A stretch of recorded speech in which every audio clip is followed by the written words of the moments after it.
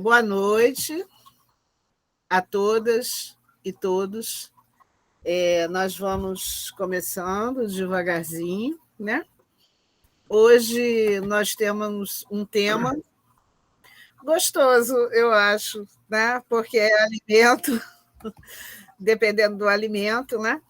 A gente está querendo conversar um pouco como é essa questão, né, do alimento dentro de arte-terapia, porque aqui no Brasil a gente vê pouco, né? A gente vê pouco, não vê como uma, digamos assim, disciplina dentro dos cursos. Algumas pessoas, por interesse próprio, elas acabam buscando essa possibilidade. E o que a gente está querendo trazer, né, conversar um pouco hoje, é que o alimento está tão presente na nossa vida, né, de alguma forma.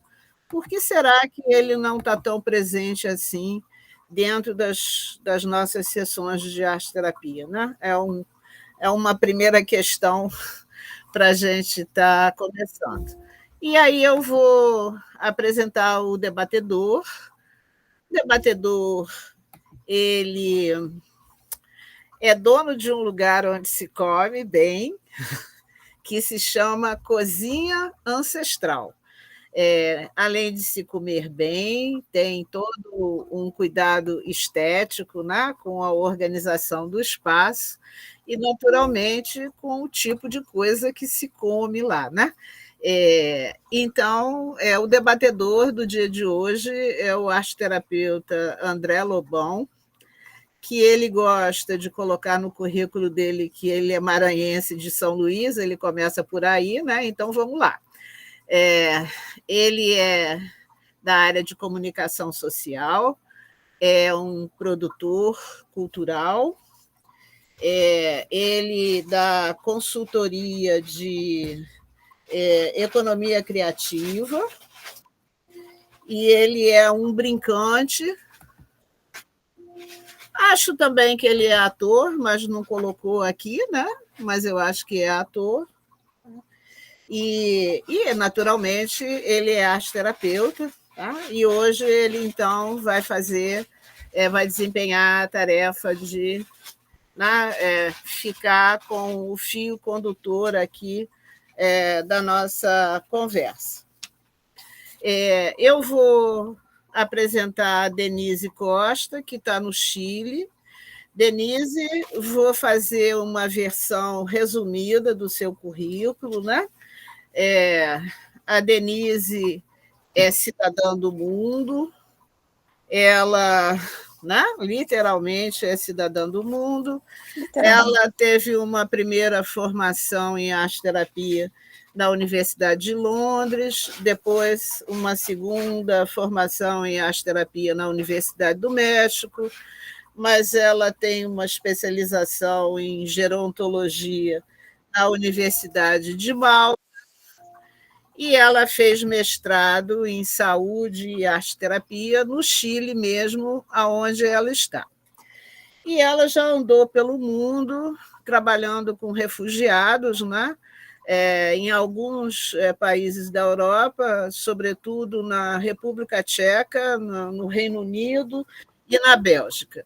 E é um pouco sobre essas experiências, né? Sobretudo as experiências na República Tcheca, que teve a questão do alimento, né? Da reciclagem, que ela vai nos contar um pouco, né, no dia de hoje. Vou apresentar a Márcia Vasconcelos. Márcia foi nossa companheira de equipe e é nossa companheira de equipe porque retornou, né?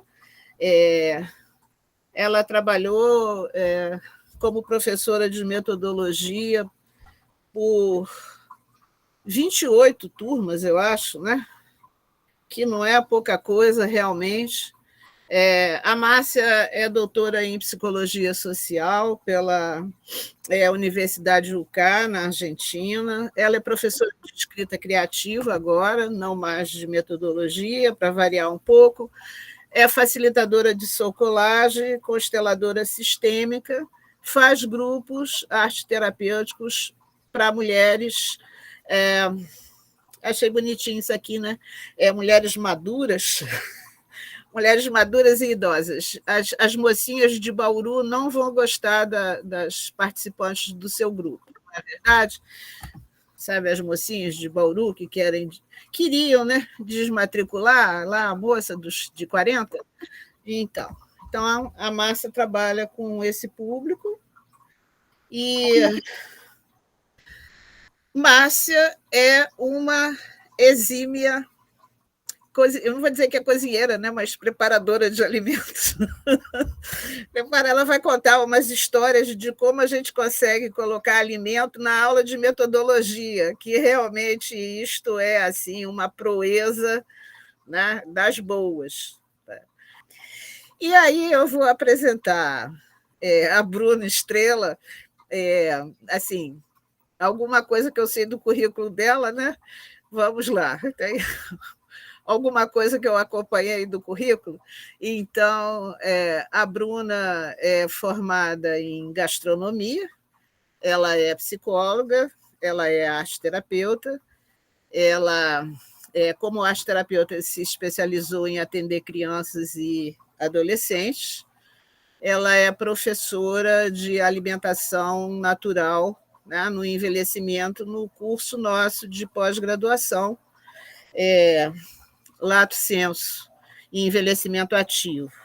E ela é formada em gastronomia pela Universidade Estácio de Sá, aqui no Rio de Janeiro. Meu nome é Ângela Filippini, eu estou presidente da Associação de Arte Terapia do Rio de Janeiro. Minha formação é de psicologia clínica, mas eu me especializei em arte terapia. E eu tenho doutorado em ecologia social. E, assim, de verdade, cada vez eu gosto mais desse negócio. Essa coisa é interessante, assim, porque quando eu fiz o doutorado é um sofrimento. Mas ecologia social é uma coisa tão interessante, tão útil, cada vez eu estou gostando mais. O doutorado foi ficando para trás, mas a ecologia social está ficando cada vez mais próxima. Acho que a gente falar de alimento em arte-terapia tem a ver com ecologia social também, não tem, André? Eu acho que tem. Então, aí a palavra é tua. Obrigado, Ângela. Boa noite a todas, boa noite a todos. Obrigado pelo convite também, Ângela, mais uma vez, está participando da roda de conversa promovida pela Pomar, especialmente com essa temática, né, de alimentação. A gente estava batendo um papinho essa semana, eu e a Ângela, para a gente alinhar um pouco da temática, e aí eu trouxe uma história para ela que foi o quanto eu fui proibido de cozinhar, né, quando eu era criança. Né? Eu venho de uma família que os homens eram proibidos de entrar na cozinha. E eu, de teimoso ou escondido, eu pegava os livros de receita da minha mãe, ia cozinhar e chamava os vizinhos todos para comer antes que eles chegassem, para que ninguém descobrisse que eu havia cozinhado, né, com os livros de receita da minha mãe. E hoje eu tenho um empreendimento criativo aqui chamado Cozinha Ancestral, do qual eu sou sócio e posso compartilhar com o mundo, né, essa experiência.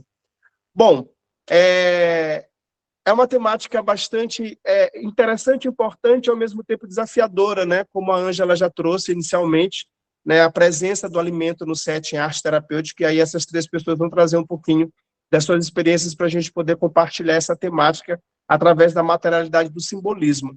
E aí nós temos uma questão geral, que eu vou abrir aqui para vocês três, e aí eu vou pedir para a Bruna começar, por gentileza, que essa questão é como você vê a possibilidade de usar os alimentos como materialidade e campo simbólico em arte-terapia.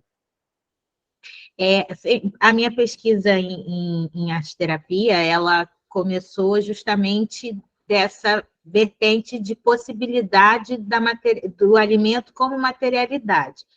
Mas, para mim, sempre foi muito importante usar o alimento como materialidade integralmente, que ele fosse usado e comido, porque essa coisa de passar cola no alimento, para mim, era agressivo, mas porque eu tinha uma experiência diferente com o alimento. Da arte-terapia era muito comum colar semente. Eu lembro de ter ouvido uma vez um relato na aula que a Ângela trouxe dos estagiários que levaram arroz e feijão como muitos dos ingredientes para fazer uma colagem de mandala de semente, que era uma coisa super comum de se fazer na época, e as crianças ficaram horrorizadas, como assim vai passar cola na coisa que a gente come? E eu fiquei tão horrorizada quanto elas quando eu ouvi aquele discurso. E a prática, ela se mostrou desse jeito para mim. Então, para mim, o material, ele era materialidade, mas para mim o desafio era materialidade e comê-lo no final da experiência. E foi assim que eu fui testando nos estágios e depois na minha vida profissional, trabalhar com bolo, trabalhar com fruta, tudo dentro do espaço. Meu desafio sempre foi esse. E na pandemia, a materialidade chegar aos meus pacientes de uma forma íntegra e poder ser feito na casa das pessoas, né? Porque no set eu nunca precisei de cozinha, mas eu tinha um controle de experiência, eu sou formada em gastronomia, então já na cabeça já está tudo formado para trabalhar. Agora, para trabalhar em casa, eu precisava adaptar. Tanto que uma vez eu mandei umas frutinhas para fazer mandala de fruta com uma adolescente, e ela me mandou uma mensagem, assim que eu deixei na portaria, ela falou: você entregou a sacola errada, vem uns pratinhos com fruta aqui. E aí eu falei, não, espera que vai ser divertido. E foi tão legal que a mãe dela, depois da sessão, me mandou uma mensagem: nossa, fulaninha adorou, foi tão diferente a sessão hoje, ela realmente não estava esperando. Então, eu acho que o alimento, ele é sempre uma surpresa no setting.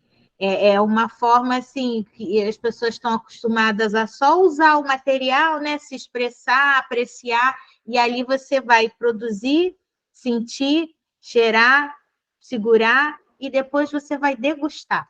Para mim, é a coisa mais interessante assim do material, como do alimento, como materialidade do set.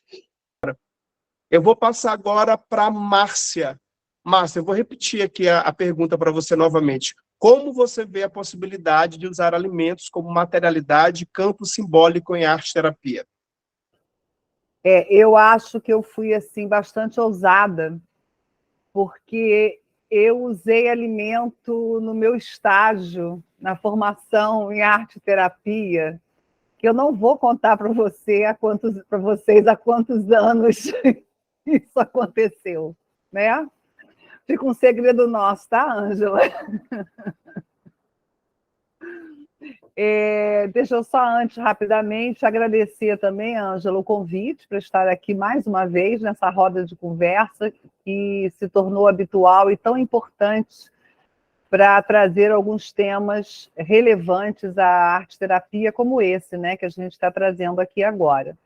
E aí, voltando, a minha ousadia é um tanto quanto empírica, né, porque eu não tinha nem, na época, o conhecimento que eu tenho hoje, mas eu trabalhei o meu estágio foi com um grupo de meninas, era uma instituição espírita, e as meninas ficavam metade do dia na escola e metade do dia na instituição, e depois ou eram entregues ou eram recolhidas pela família. Quase todas eram fruto de uma família sem pai, eram mães solo, e tinham idades diferentes, né? Nós tínhamos crianças com 7 anos, com 8, 9, 10, e uma que saía da curva, que tinha 16 anos, né, na ocasião. E antes de eu contar a questão do estágio, eu acho importante falar um pouquinho dessa questão do alimento, né? Porque o alimento está ligado ao grupo social, que determina o tipo de alimentação. Por exemplo, americanos e franceses, né? Completamente diferentes. Os americanos com fast food e os franceses com aquela delicadeza, com aqueles pratos variados, pequenas porções. Então, o alimento tem uma relação com a questão social, o alimento tem uma relação com a questão familiar, porque cada família elege os seus pratos principais, né? Tem os livros de receita que são passados, né? De geração a geração. Tem as comidas afetivas, né? Estava até conversando com a Ângela no dia em que ela me convidou. Cada pessoa tem a sua comida afetiva. A minha é purê de batata, porque minha avó fazia para mim quando eu estava doente.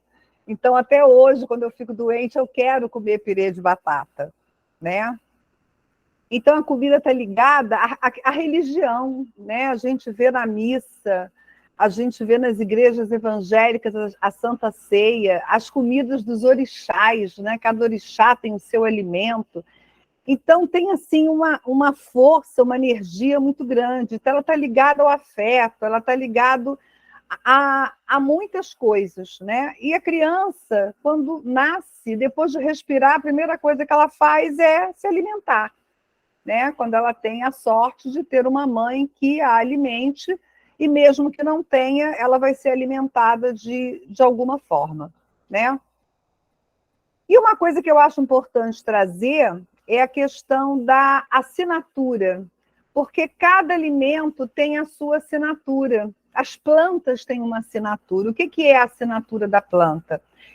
É o tipo de planta, é o tipo de solo em que ela é plantado, é o clima em que ela se desenvolve. Tudo isso fala daquela planta. E no caso, viu, Bruno, eu vou falar do feijão, né? Você falou aí do feijão com arroz, eu vou falar exatamente do feijão, né? Que segundo eu fui pesquisar, é de origem sul-americana, né? Era comida dos indígenas, mas enfim, há várias informações, e isso aí também aqui não vou entrar muito nisso, mas ela é uma planta trepadeira, olha que legal, né? Ela é uma planta trepadeira, então ela faz a conexão da terra, da mãe terra com o pai céu. Ela faz a conexão do inconsciente com o consciente, né? Ela é uma planta que sobe, né? Então, ela tem essa característica. Então, o feijão, ele tem essa característica de ser um alimento que é produzido em solos arenosos, que precisa de muita água. E o nosso feijão precisa de muita água, né? Quando vai para a panela para fazer uma feijoada de jogum, como a gente fez agora, né? Dia 23, a famosa feijoada, a gente tem que botar ela na panela de pressão para amolecer aqueles grãos pelo fogo, né? Pela alquimia do fogo, que vai trazer a transformação necessária ao alimento, que acontece também com a pipoca, e Rubem Alves tem um texto maravilhoso falando sobre isso, né? A pipoca. Mas aí eu vou trazer rapidamente para o estágio com essas meninas. Eu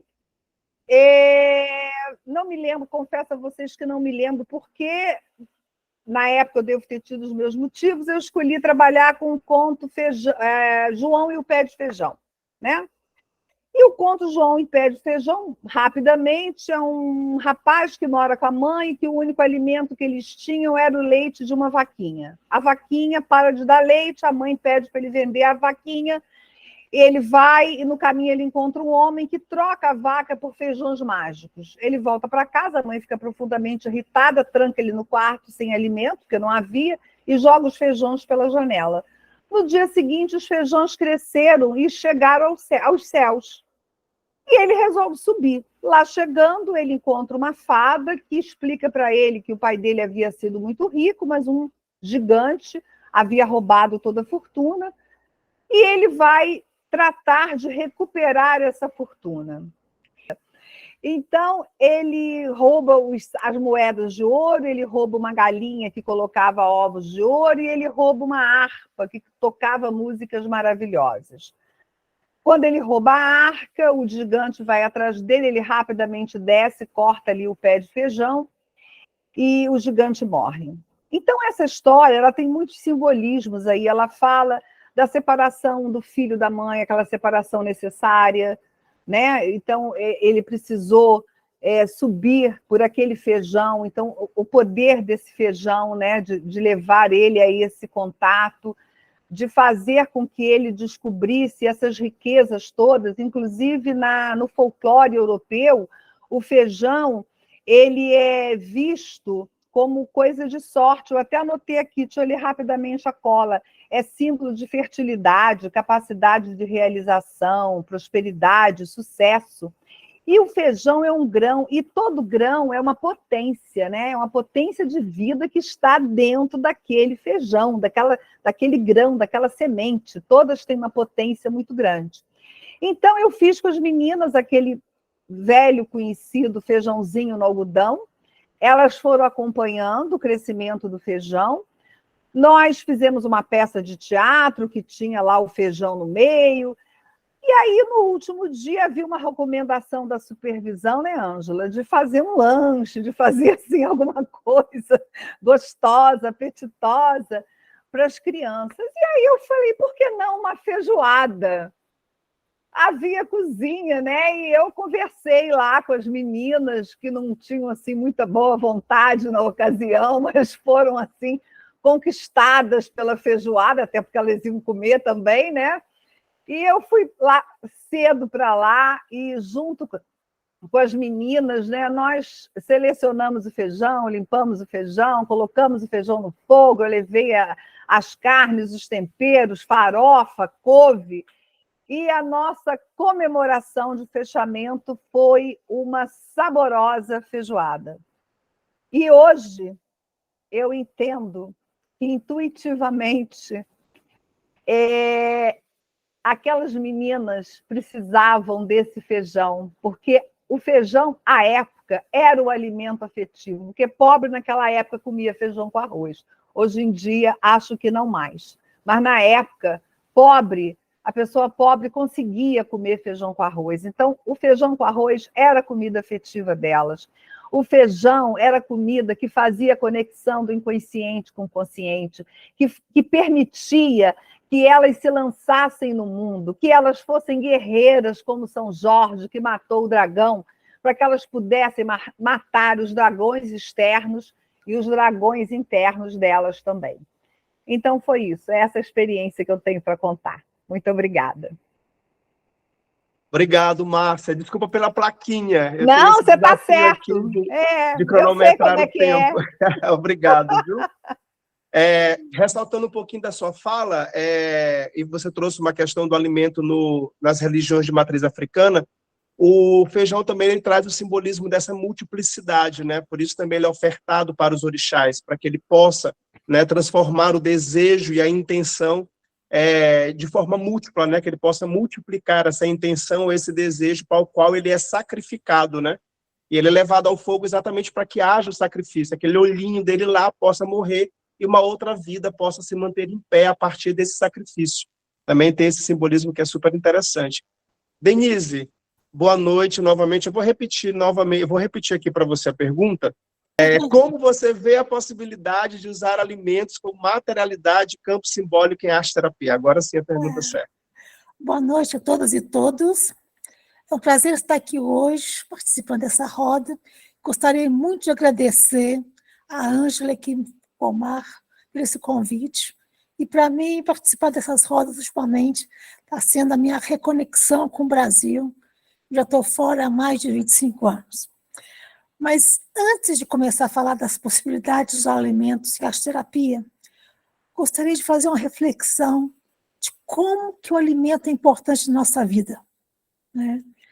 Eu lembro que em 2019 eu li uma tese de mestrado da senhora Mônica Cabanas, que era uma tese sobre a psicoterapia ericksoniana e a contribuição para a nutrição emocional. E eu me lembro da introdução, que aquilo me marcou, como ela falava que, como que através do alimento, a gente nutre não só o nosso corpo físico, mas também a gente nutre a nossa mente, a nossa emoção e a nossa espiritualidade. E aquilo é aquelas coisas que a gente lê e se guarda para a vida. Mas vocês já pararam para pensar como que o alimento está ligado à nossa história? Quem não lembra do bolo, do cheiro do bolo da vovó, aquele bolo que a vovó fazia quando a gente chegava na casa? Ou aquela comida preferida que a mamãe preparava para a gente quando a gente era pequeno? Como comentaram do purê de batata, que nos dá esse carinho, esse afeto, né? Todos os odores, sabores, fazem parte da nossa história, da nossa vida, das nossas memórias e dos nossos sentimentos. Então, para mim está muito claro que podemos utilizar os alimentos como materiais. Isso tem um significado muito importante, porque essa ligação, alimento e emoção. Isso a gente faz a arte-terapia através dos materiais, né? Eu sei que aí no Brasil ainda está muito pouco usado o que nos países anglofônicos eles chamam de Culinary Art Therapy, que hoje eles estão desenvolvendo muito, né, que define esse tipo de terapia como uma terapia que utiliza a culinária como como meio de comunicação e expressão. Quando que a gente pensa em materiais, muitos terapeutas já usam o grão, a lentilha, o feijão, o macarrão, para fazer colagem. Uma vantagem disso é que é um preço relativamente baixo de material. Mas como a Bruna comentou, né, tem outro lado também, que é o lado que o alimento é algo sagrado, né? Então, utilizar aquilo, às vezes, dá um choque para pessoas, né? Tem então, outros vários elementos que também podemos utilizar como materiais. Por exemplo, os temperos, o alecrim, o orégano, a canela. Como isso serve para ativar a nossa memória? Como o odor renasce essa memória afetiva? Isso é muito utilizado na Europa para reativar o déficit cognitivo forte. Mesmo quando você tem um idoso que não lembra de nada, quando ele sente aquilo, você vê que aquilo toca a memória, né? E por falar de idoso, uma das aulas mais interessantes que eu tive no México, eu sempre vou me lembrar disso, foi uma aula para trabalhar com idoso e como eles utilizavam jujuba, marshmallow, essas balas bacias para utilizar. E a decisão disso era o quê?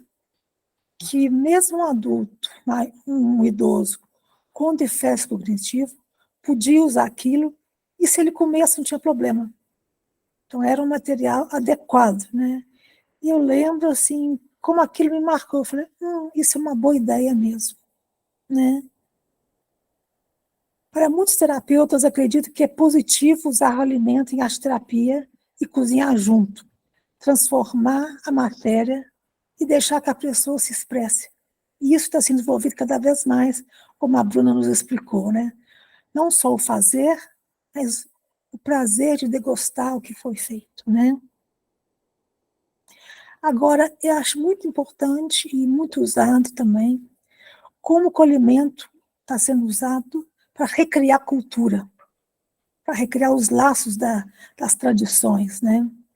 Só para situalizar um pouco, meu marido é tcheco, então na minha família tcheco-brasileira, a gente utiliza algumas tradições que a gente manteve. Uma, por exemplo, é pintar os ovos de Páscoa, os ovos, né? Mas não pintar com tinta como muita gente faz, mas pintar com o quê? Com a casca da cebola. E tingir com a casca da cebola, e depois, no domingo de Páscoa, a gente senta junto e com agulha a gente vai desenhando. Então, isso transformou nesse ritual. Outro ritual dessa mistura de cultura é fazer os biscoitos de gengibre no Natal e pintar. Pintar com açúcar, e cada um mais lindo e maravilhoso. Agora, claro, eu saí de Minas, mas Minas não saiu de Minas. Meu marido repete isso. O que tem mais terapêutico se fazer junto um pão de queijo mineiro? Se amassar junto, você fazer as bolinhas, você assar e você degustar, né? Então, eu acredito, com certeza, que é possível utilizar, e é importante a gente ver utilizá-la mais, né? Tem duas utilidades que a gente vê muito também da arte-terapia e alimento, por exemplo, nas instituições de idosos, instituição de menores. Uma que toda instituição de menor vai ter uma cozinha. Nem toda vai ter uma sala de arte, um espaço, mas vai ter uma cozinha. E o outro, quando você está cozinhando com jovens, você está promovendo a autonomia e independência desses jovens, que às vezes, devido a problemas da família, que ele está desconectado, esses jovens não são preparados para a vida, não são preparados para a independência. Então, como a arte-terapia pode estar ajudando nessa preparação da independência? Então, é isso que eu queria dividir com vocês hoje. Obrigado, Denise. Você trouxe uma questão interessante também. Eu, por 7 anos, trabalhei com idosos na área de gerontologia aqui em São Luís, e quando eu trazia o alimento, me trazia uma certa tranquilidade. Eu trabalhava com grupos com idosos com diagnóstico de Alzheimer, Parkinson, né? E muitos deles levavam materiais à boca, né? Então, eu tinha um cuidado muito grande com o tipo de material, até mesmo o tipo de material orgânico, né? Anilinas comestíveis, eu trabalhava muito com anilina comestível, para usar também as massinhas feitas de trigo, né? De massa comestível, para que eles pudessem manipular um material que não oferecesse nenhum risco, né? Durante o processo do ateliê. Com as crianças, a mesma coisa, né? Então, tinha um resultado bastante interessante nesse sentido. Ângela, eu vou passar para você fazer seus comentários. Fique à vontade, por favor. Obrigada. Eu queria trazer uma questão, né, porque se falou em fogo, em culinária, etc., e eu acho que a gente tem que ter uma atenção, o alimento ser usado, né, na sessão de arte-terapia conforme o fôlego do arte-terapeuta. Eu costumo usar essa expressão porque esse fôlego tem a ver com a relação que a pessoa tem ou não com a cozinha, né? E com a possibilidade de preparar alimentos. Então, eu trouxe uma coisa que eu acho linda, não sei se aqui ela vai parecer linda assim, isso é uma pitaia cortada, linda, linda, com as sementinhas pretas, uma casca toda cheia de, parece, umas escamas. Então, a materialidade do alimento cabe no fôlego de todos os arte-terapeutas, né? Então, tem alimentos que têm textura interessante, cheiro interessante, visualmente eles são muito interessantes, e depois eles podem ser comidos, né?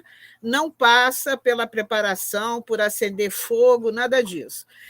A gente tem uma brincadeira doméstica, em família, que eu digo para minha filha que ela não vai poder participar daquele programa Minha Mãe Cozinha Melhor que a Sua. Não vai dar. Mas, eventualmente, a pessoa pode ter fôlego para fazer umas outras coisas, né? Então, assim, se vou usar alimento em arte-terapia, eu vou trabalhar com a questão da visualidade e do gosto, da gustação. Eu gosto muito de fazer rodas de tempero com as ervas, compradinhas assim, novinhas, cheirosinhas da feira. Não precisa acender fogo, gente, né? Mas isso traz memórias afetivas, isso desperta o olfato, né? Vai mexer com o sistema límbico. Então, existem coisas que são muito simples. Tem uma massinha de modelar que a gente faz com leite em pó, leite condensado e Nescau, que as crianças amam, amam. A gente não precisa ter um fôlego de atleta na cozinha para fazer uma coisa dessa. E as crianças fazem a modelagem e depois comem com o maior prazer. E eu me lembro de uma cena que eu assisti, que a criança modelava e dizia assim: esta aqui é minha irmãzinha, o bebê. Lá se foi o bebezinho para dentro, assim, tudo o que ele queria fazer com aquele bebê, ele aproveitou e fez com aquela massa de modelagem. E foi uma delícia, e tudo resolvido. Então, eu acho que foi trazido assim já questões simbólicas, né, que tem a ver com o rito, que tem a ver com o afeto, mas a gente tem uma coisinha mais simples. Alimento é materialidade. É materialidade, com a grande vantagem que a gente come essa materialidade respeitadas as interdições alimentares do público que a gente atende. Vou devolver para você, André. Obrigado, Ângela. A tua fala me lembrou também uma questão interessante quando nós iniciamos os módulos com arte-terapia online, e uma das estratégias, né, que foi se apresentando no decorrer do processo era a forma como fixar esse setting arte terapêutico online, né? E uma das formas foi exatamente usando as ervas, usando um pozinho de café, usando, né, um chazinho que se colocasse ali, que naquele momento se institucionalizava o setting arte terapêutico através da presença desse cheiro, desse sabor, né? Também foi uma ferramenta em que o alimento aí surgiu de uma forma bastante estratégica. Bom, a gente vai agora para o segundo bloco, né, por questões mais específicas da experiência de cada uma de vocês.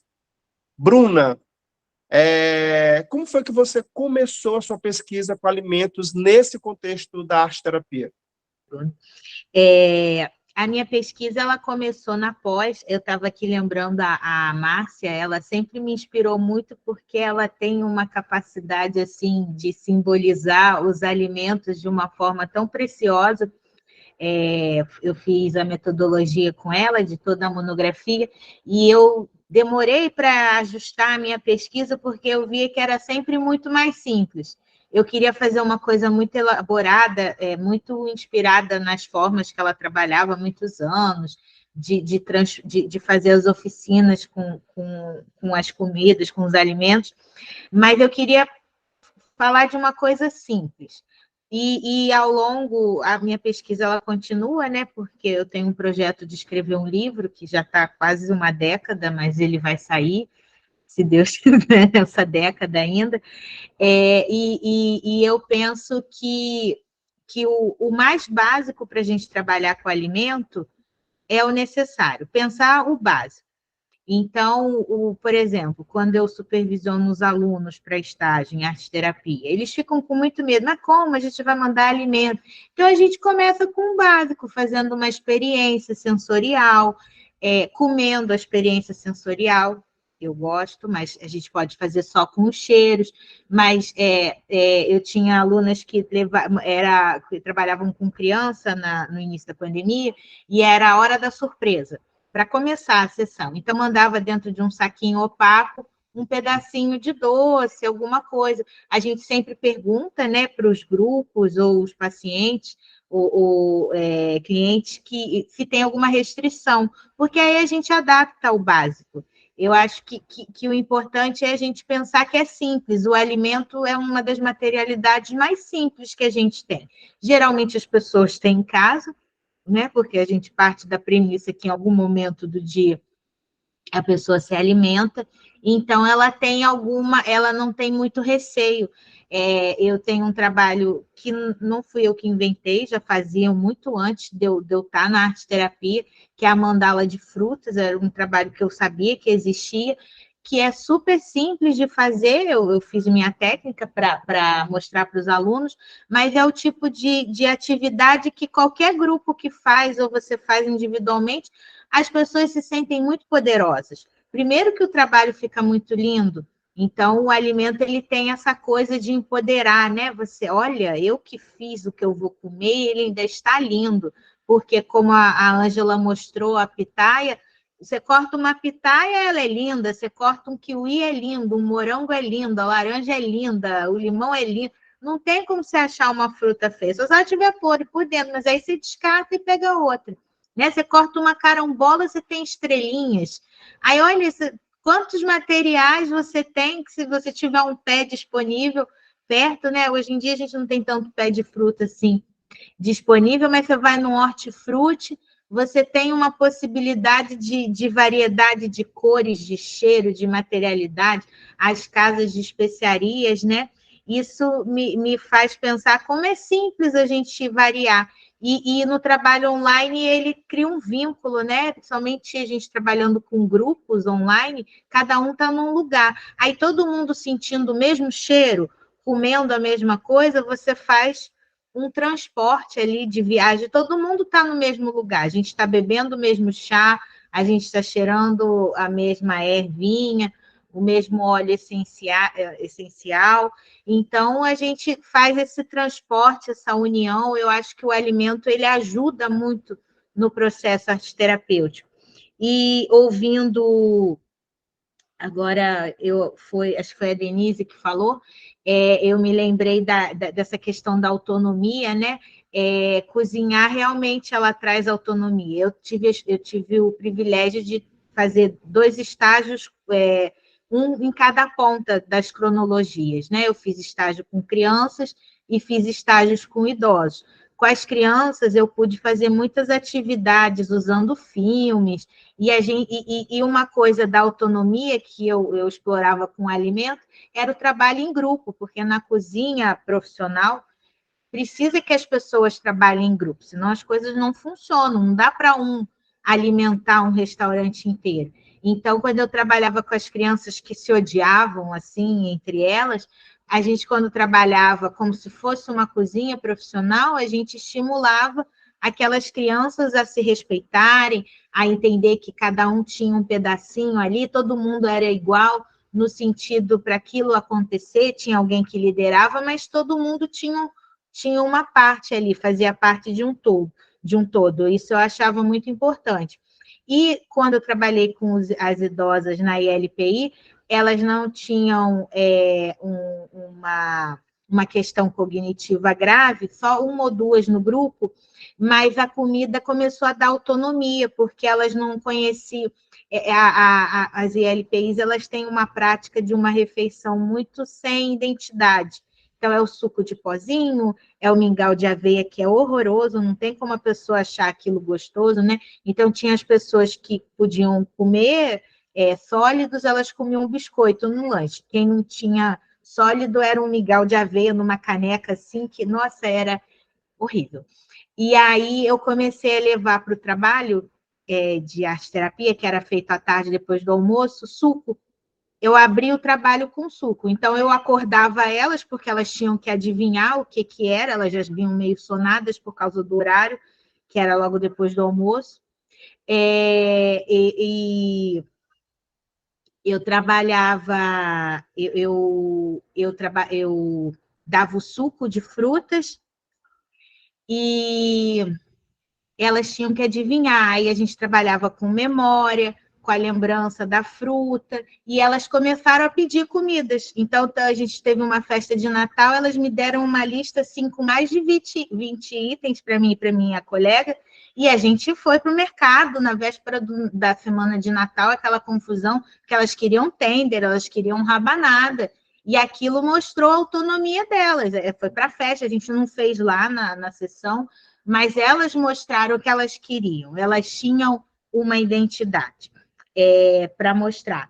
E a última coisa que eu queria falar para compartilhar, que eu acho importante, porque quando eu vou contar da minha experiência de arte-terapia, as pessoas acham que precisam das cozinhas nos espaços, ou como eu vou trabalhar, e a gente não precisa, a gente tem muita coisa portátil. Eu sempre trabalhei com as crianças na sala de arte, eu nunca fui para a cozinha da instituição, e sempre foi um desafio para mim. Hoje você tem tantos equipamentos, você tem uma airfryer, um forninho elétrico, um micro-ondas, eu levo a panela elétrica, eu fiz várias aulas práticas quando o curso de envelhecimento era prático, eu levei minha panela elétrica, levei meu cilindro de massa. Tem coisas tão portáteis que a gente passa um álcool gel na mesa, que hoje é item essencial de qualquer pessoa pós-pandemia. Você limpa a mesa, lava a mão de todo mundo e a gente trabalha numa mesa simples, não tem limitações, a limitação está na cabeça da pessoa. E eu acho que é isso que é a grandiosidade do alimento, você tem tantas coisas ali que pode ser simbólico, pode ser prático, pode dar autonomia. Isso, para mim, é a coisa que me faz o olho brilhar quando eu trabalho alimento em arte-terapia. Obrigado, Bruna. O teu depoimento sobre as mandalas de fruta também me trouxe uma lembrança de quando eu fiz esse módulo ainda em formação com Lígia Diniz. A Lígia nos ensinou sobre as mandalas de frutas e depois ela pediu que nós compartilhássemos, nós ofertássemos para o outro a mandala que havíamos realizado, para alimentar o outro. Então, isso me traz também uma questão que é muito simbólico na questão do alimento em arte-terapia, que é como o alimento cuida, Na minha experiência no restaurante aqui, é incrível o depoimento que as pessoas têm quando elas comem um determinado alimento, e imediatamente vem uma memória para elas se sentem cuidadas por aquele alimento, porque trouxe a elas uma lembrança da avó, uma lembrança da mãe, ou uma lembrança da casa, da família, né? Vou passar aqui agora para Márcia, né, que foi citada aqui também na fala da Bruna. Então, a Márcia ela vai falar um pouquinho para a gente sobre esse desafio, Márcia, dessa materialidade e o campo simbólico da arte-terapia, dos alimentos na arte-terapia nas aulas de metodologia da pesquisa. Márcia, conta para a gente agora esse segredo.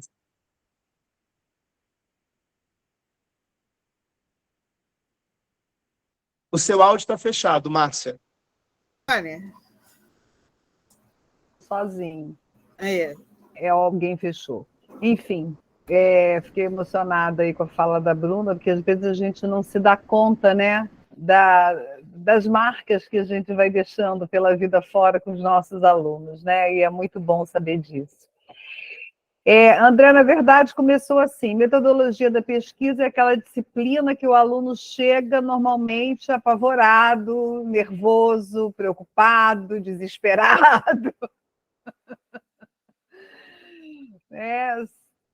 Porque você vai trabalhar com uma linguagem culta da língua, você vai trabalhar com um texto que precisa seguir determinadas normas. Enfim, é um grande desafio para a maioria das pessoas. E eu comecei a ficar pensando o que eu podia fazer para quebrar um pouco esse susto inicial, né? E aí, eu sou a mulher do fogão, né? Eu gosto do fogo. Eu resolvi fazer uma sopa. Lembrei daquela história da sopa de pedra, né, que todo mundo conhece, do homenzinho que vai lá, que bota uma pedra, inclusive está aqui, ó, a pedra que eu levava para botar no caldeirão, para fazer a sopa, né? Então, Ângela chegou a pegar a sopa, Ângela? Olha só, agora eu vou fazer uma queixa pública. Eu só sentia o cheiro e via os alunos passando com os ingredientes. Nunca experimentei a sopa. Mas é que você ia embora antes da sopa ficar pronta, Ângela. Você se justificou muito bem. Então, eu, como professora, já era professora de escrita criativa, e no último encontro eu dizia assim: olha, no próximo encontro nós vamos fazer uma sopa. Mas as pessoas achavam que era uma sopa simbólica, né? Ou então achavam essa professora é doida. Também sou. E eu pedia: vamos escolher os legumes que nós vamos usar. E aí começava aquela seleção: esse legume fica bom com isso aqui não fica. O que a gente já estava fazendo ali? A gente já estava selecionando os legumes que iam conversar na sopa. O que é uma monografia? Uma conversa entre autores. E nós precisamos selecionar previamente que autores vão conversar, né? Então, a gente já começava nesse processo. E eu dizia: olha, o alimento tem que vir inteiro. Não pode comprar ele já cortadinho, não. Tem que trazer inteiro, com casca e tudo. E eu levava o caldeirão da bruxa, um fogareiro elétrico, que eu não era tão moderna quanto Bruna, era um fogareiro elétrico, os temperinhos, azeite, enfim, pratinhos, colheres e todos os apetrechos. E aí, quando nós chegávamos, o primeiro passo era descascar os legumes, cortar os legumes e colocá-los para cozinhar. Íamos para a sala de aula, digamos assim, tradicional, enquanto a sopa ficava sendo preparada. Eu contava para eles essa história da sopa de pedra, né? Que o homem colocava pedra e dizia assim: poxa, mas se tivesse um pedacinho de tocinho, ela ficava bem melhor. Aí alguém ia lá, buscava o tocinho. Mas se tivesse uma batatinha, no final era aquela sopa, né? Gostosa, saborosa, cheirosa, que alimentava. E ali também nós precisávamos de alimento, né? A gente não pode perder de vista que a origem de saber e sabor é a mesma, vem de sapere, do latim. Porque saber é ter gosto, é tomar gosto por alguma coisa, por algum conhecimento. Então, o estudo, o conhecimento está diretamente ligado ao sabor. Então, isso me fez trazer essa sopa para o primeiro dia de aulas de metodologia. Cada hora um aluno ia lá, mexia o caldeirão da bruxa com uma velha e boa colher de pau, que hoje em dia está meio execrada por alguns, mas ela, para mim, faz parte da minha ancestralidade, eu não posso abrir mão da minha colher de pau. E nós cada um ia lá mexer o caldeirão, porque a monografia também é isso, é alquimia, é transformação, né? É tudo que se processa no fogo. E o aluno, quando vai para a monografia, ele entra na panela, ele entra nesse caldeirão, né? Com todos esses ingredientes e com esse fogo transformador, porque ele também está se transformando por dentro. Né? Ele não está apenas escrevendo uma monografia, principalmente em arte-terapia, ele tá olhando para questões suas, para questões internas, né? Que ele também precisa transformar, então ele também está no fogo. Então, isso tudo ia sendo conversado com eles, eu ia fazendo um paralelo do processo de execução da sopa com o processo monográfico. E quando a sopa ficava pronta, que coincidia com o momento do intervalo, por isso que você já não estava mais lá, Ângela, nós íamos para outra sala degustar, saborear aquela sopa, né, que ficava com aquele cheirinho gostoso. E o interessante é que nunca foi feita uma sopa igual, né? Foram feitas... Nós começamos a sopa na turma 8, né, Ângela? Eu dei aula de metodologia até a turma 28. Então, as duas últimas não teve sopa por causa da pandemia, mas foram, então, 18 sopas, nenhuma igual e todas saborosíssimas. Nenhuma foi igual. Cada uma teve um legume diferente, teve uma história diferente. Então, foi assim que surgiu o que eu chamo de sopa metodológica, né? E que eu acho que os alunos que participaram desse processo guardam afetivamente e trouxe um pouco desse afetivo, um pouco desse sabor para a aula de metodologia, que, de um modo geral, costuma ser algo mais duro, né? Mais formal, embora lá na Pomar a gente sempre tenha optado por um trabalho mais criativo.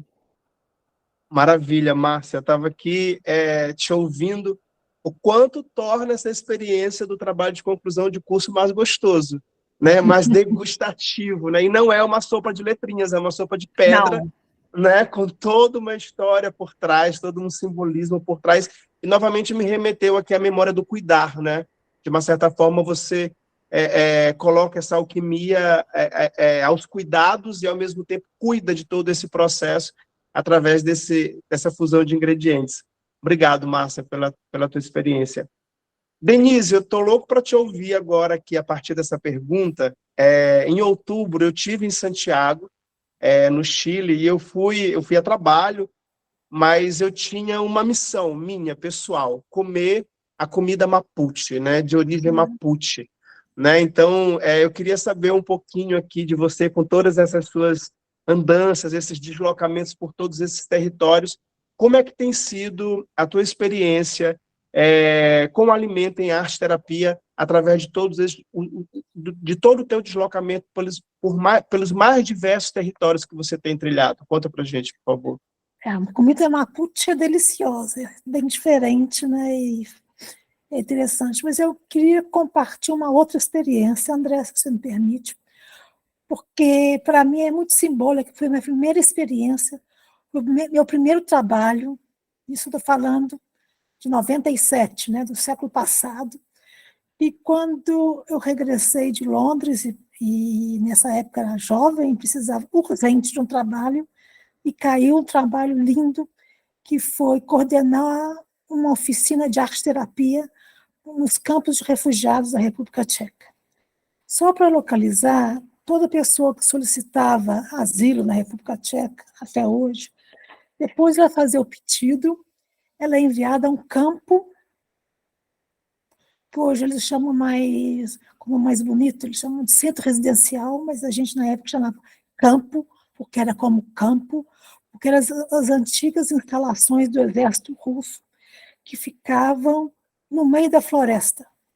Então, a cidade mais próxima estava a 10 quilômetros de ônibus, porque, claro, os refugiados não tinham dinheiro, então, quando eles queriam sair, eles tinham que caminhar 10 quilômetros para ir e 10 para voltar. E uma jovem canadense introduziu esse projeto de arte-terapia e eu cheguei e me ofereceram essa vaga. Então, o projeto era fazer papel, transformar o papel e criar cartas, envelopes com papel feito à mão. E depois a gente começou a pensar o que mais a gente podia fazer para fazer algo diferente. Aí saiu a ideia de usar alguns materiais da cozinha. Então, começou com a casca da cebola, começou com a casca do alho, né? Então, o pessoal do campo, da cozinha, guardava isso para a gente. Todas as minhas colegas do serviço, na segunda-feira, chegavam no serviço com uma sacolinha da cebola, e a gente começou a fazer esses cartões com cebola.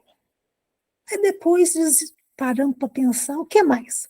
A gente começou a colocar os temperos, né? O alecrim, a canela, para dar um odor. Até que um momento a gente decidiu, quando falar em comida, eu disse, o que a gente podia fazer? Vamos tentar comer juntos? Uma vez por mês? Uma vez por semana? Aí paramos, pensamos. Aí eu fui numa escola americana. Não sei aí, mas na Europa, as escolas internacionais sempre tem um fundinho, algo para ajudar as refugiadas, esse público. Então, eu consegui um pouquinho de dinheiro, que não era muito, mas era suficiente. E uma vez por semana, cada um refugiado cozinhava para a gente, né? E essa questão do cozinhar junto, eles cozinhavam e depois a gente comia junto, passou a ter um significado tão importante para aquelas pessoas. Por quê? Era a oportunidade de eles mostrarem um pouco da cultura deles. Também era aquele momento de estar orgulhoso dos países dele, da cultura dele, né? Também eles ajudavam eles a exercitar a capacidade de habitação. Falar, no meu país eu usava isso, mas aqui não tem. Eu usava leite de coco, aqui não acho, eu fiz com esse leite. E isso a gente ia trabalhando também a necessidade da habitação do novo país. Que nem tudo vai ser o mesmo, né? Que a gente tem que ser criativo. E, finalmente, era um super espaço de falar da memória afetiva, do que estava sentindo saudade, né? Como que era estar ali numa situação não certa, né? Aí, o que nós resolvemos fazer? A gente fez depois um livrinho de receita, com aquelas receitas, fizemos em tcheco, em inglês, e começamos a vender isso para ter fundos para o projeto, né? E o projeto foi crescendo e foi ficando cada dia mais lindo. E esse projeto, afinal de contas, depois, serviu para inspiração para uma campanha contra a xenofobia. Naquela época, a República Tcheca era muito xenofóbica, né? Então, a equipe da comunicação lançou uma campanha. Assim, você gosta das comidas deles, por que não gosta deles? Que era principalmente relembrando a questão dos chineses, a questão da população vietnamita lá. Todo mundo adora a comida deles, mas eles não. Então, eu conto essa experiência para ver como, a partir da arte, você envolve o alimento e como que, a partir do alimento, você pode partir para mais além do que é de fazer uma arte com terapia com visão política e comprometida com direitos humanos e justiça social, que eu acho que isso é extremamente importante e que é isso que é uma das minhas bandeiras hoje, é divulgar o potencial da arte-terapia junto aos grupos vulneráveis nessa promoção da justiça social. Então, é isso que eu queria compartilhar. Obrigado, Denise. Só para esclarecer um pouquinho para as pessoas que estão com a gente, quando eu citei o povo Mapuche é o povo originário da região da Patagônia, né? A Denise está aí em Santiago. Eu tive uma experiência, Denise, muito bacana também, porque eu visitei algumas comunas em Santiago, e em uma delas eu tive a experiência, não tive a experiência em loco, mas me foi contada essa experiência, que tem uma oca, né, das mulheres Mapuche dentro de uma reserva ambiental em uma das comunas em Santiago, onde uma curandeira Mapuche ela recebe as pessoas para curar através das beberagens, das ervas, né, das rezas. E em Santiago havia também uma lista de mais de 20 itens alimentares ligados à medicina alimentar Mapuche, que era cultivado dentro desses espaços ambientais nas comunas, para que a comunidade pudesse lá ter acesso de forma gratuita a essa medicina alimentar, né, dentro das políticas públicas em Santiago. Obrigado, Denise, pelo teu depoimento, é inspirador, viu? Ângela, está com você, querida. Tá bom, André. Eu queria, assim, rapidamente trazer duas questões relacionadas ao alimento e ao que é lacunar, porque, afinal de contas, o trabalho terapêutico ele se dedica, na maior parte do tempo, a conversar, tentar transformar, rever o que é lacunar, né? Então, eu me lembro, durante muito tempo, nós tivemos vários campos de estágio em instituições de longa permanência, e alguns para as camadas médias e abastadas da população. Mas isso não fazia com que aqueles lugares fossem acolhedores. Eles eram campos de confinamento em que a relação custo-benefício era muito ruim, porque eram casas muito caras e o que se oferecia para essas pessoas realmente não correspondia ao que se cobrava delas ou da família delas.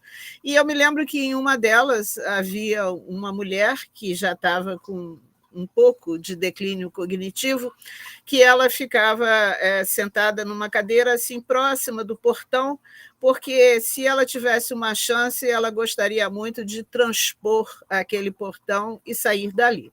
Naturalmente, isso não era permitido, né? Ninguém perguntava a ela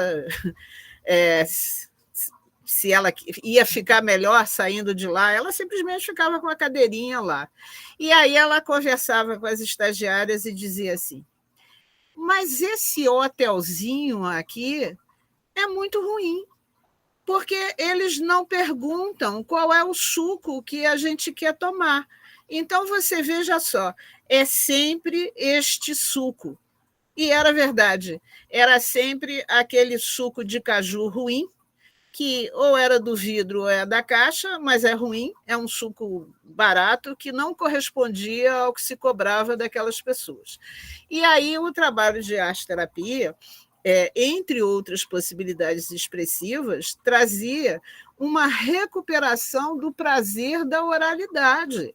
Então, vamos embora comer kiwi, vamos embora comer morango, vamos tomar suco de melancia, que é muito saboroso, né? O hotelzinho não fornece, mas os estagiários levam.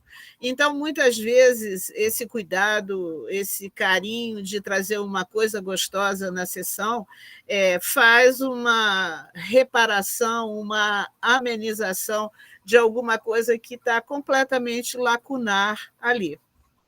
E, às vezes, é lacunar porque é muito concreto. Quando nós estávamos conversando, tendo a conversa inicial, eu e André, a gente estava conversando sobre uma parte espinhosa da história, que somos um país que está vivendo uma insegurança alimentar cada vez maior, né? E as crianças, né, as nossas crianças brasileiras em área de vulnerabilidade social, elas trazem para o trabalho arte-terapêutico uma fome ancestral. Elas trazem uma fome ancestral e elas não sabem o que alimentos assim muito simples, Tá? Elas não conhecem, elas não têm, simples para nós, das camadas médias da população. Então, às vezes, uma experiência muito prazerosa que é fazer um cupcake e botar uma cobertura no cupcake, aí a criança faz uma torre no cupcake, assim, que é uma torre de quase 30 centímetros, e aí, às vezes, o estagiário pergunta, ué, mas como que você vai carregar isso? Porque é possível que caia, né? Porque tem muita coisa amontoada em cima. Não, tia, estou fazendo uma reserva.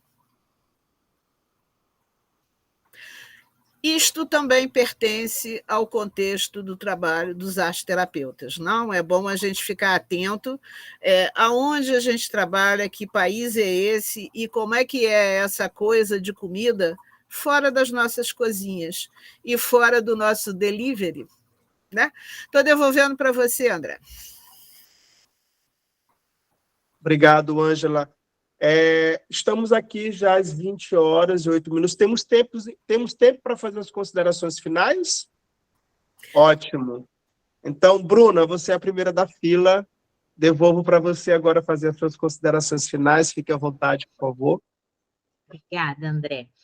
A Ângela contando essa história do cupcake, eu me lembrei que eu comecei a fazer, a coisa que eu mais fazia no início, quando eu estava testando as materialidades para escrever a monografia, eu fazia cupcake com as crianças, fazia com adultos, com idosos, fiz muito cupcake nos anos 2000, de 2012 a 2015, que era a moda também na época, então era muito fácil de conseguir material. E aí eu apresentei esse trabalho um ou dois congressos, não me lembro, e eu sempre, invariavelmente, eu era questionada depois da palestra, não na palestra, mas assim, no cantinho. Que eu chamava o meu trabalho com açúcar e com afeto, que era o trabalho que eu fazia com os cupcakes. E aí algumas pessoas vinham me chamar de cantinho assim, ai, mas por que você não faz uma coisa assim com alimentos mais naturais? Isso faz 10 anos atrás, eu estava iniciando meus trabalhos. Por que você não faz com alimentos naturais, uma coisa com legumes, com coisas assim? Aí eu explicava, muito gentil, para a pessoa, era recém-formada, assim, eu muito gentil, eu explicava que eu estava trabalhando, a experiência, né, foi com crianças em extrema vulnerabilidade. Então, eles não estavam acostumados a comer legumes. Eu levava o açúcar, que era uma referência boa para eles, era uma coisa, eu até trabalhava, só que eu primeiro precisava abrir um caminho para trabalhar com eles, que era o açúcar, era uma coisa que eles reconheciam, que eles comiam bem, eram crianças super magrinhas, não tinham questão de obesidade ou questão de estarem diabéticos, né? Que são questões de crianças de classe média alta, né? São questões, a gente tem questões alimentares diferentes pelas classes sociais. Então, eu trabalhava com material simples que eles aceitavam de primeira. E quando eu tinha um espaço, eu fiz uma experiência com ratatouille do filme, né? Mas para eles comerem os legumes do ratatouille, que são berinjela, abobrinha, que tem gente que come super bem, mas para eles era estranho. Eu tinha que jogar requeijão e botar no pão francês. Aí eles comiam, mas por causa do requeijão e do pão francês, não por causa dos legumes. Então, às vezes, a gente precisa abrir os caminhos por outras habilidades, né? Assim, a gente tem que... Senão vai olhar para que nojo, tia, não vou querer fazer isso não, e acabou com sua experiência alimentar do dia da arte-terapia, né? Você vai cheio de panela, de forno, e a criança gosta, porque a criança é muito espontânea, né? Não gostou do material, dane-se você. Então, minhas considerações finais, eu acho que as pessoas precisam muito entender a origem dos grupos que a gente está trabalhando. Tem materiais que eles são muito simples de trabalhar, mas às vezes são referências nossas, né? Então, às vezes, a gente tem uma alimentação muito diversificada, conhece, assim, eu quando vou levar pitaia, eu adoro levar pitaia como experiência, mas eu ponho as pessoas para experimentar, o gosto que tem, pergunto se conhece, se não conhece, que tipo de fruta que é, né? Isso é importante, que às vezes a gente vai da nossa experiência e leva uma balroada na história, a pessoa olha, eu não vou fazer isso não, que isso, que nojo. E quando a gente trabalha, quando a gente escuta o nosso grupo, né, fica uma experiência maravilhosa, vem memórias, trabalhar com as frutas com pessoas adultos, sempre tem uma memória do cheiro da fruta, da experiência de criança, fruta no pé, né, pessoas 40 a mais, porque às vezes não tem experiência com natureza. Então, eu acho que é muito importante a gente estar aberto para trabalhar com alimento, a gente tem que estar aberto em muitos sentidos, em 5 sentidos, basicamente, para aquilo funcionar com o grupo e com você, né? Que a gente também precisa experimentar. E eu agradeço muito a oportunidade, porque eu adoro falar de alimento em arte-terapia hoje. Todo mundo que me conhece sabe que eu gosto muito de trabalhar com alimento. Acho um desperdício não fazer uma experiência de alimento pelo menos uma vez com um grupo, com o seu paciente ou o seu cliente, porque é sempre uma experiência inusitada. Então, quem quer trabalhar com uma coisa diferente, às vezes os materiais não estão fluindo, o alimento ele dá aquela fluência que às vezes a gente está precisando no trabalho. Obrigada, tá? Obrigado, Bruna. Isso me fez lembrar uma experiência também com idosos. Eu tive uma experiência com um grupo de idosos, e a Denise sabe, né? Idosos a gente tem a maior parte de mulheres, né, nos ateliês, né? Pouquíssimos homens. Mas eu tive uma experiência de fazer um biscoito, tive uma reação muito negativa de um idoso, né, que disse que não ia fazer aquilo, porque aquilo era coisa para mulher, né? E o Brasil por si só é um país muito machista, né? Nordeste, então, é uma região em que o machismo está culturalmente muito presente.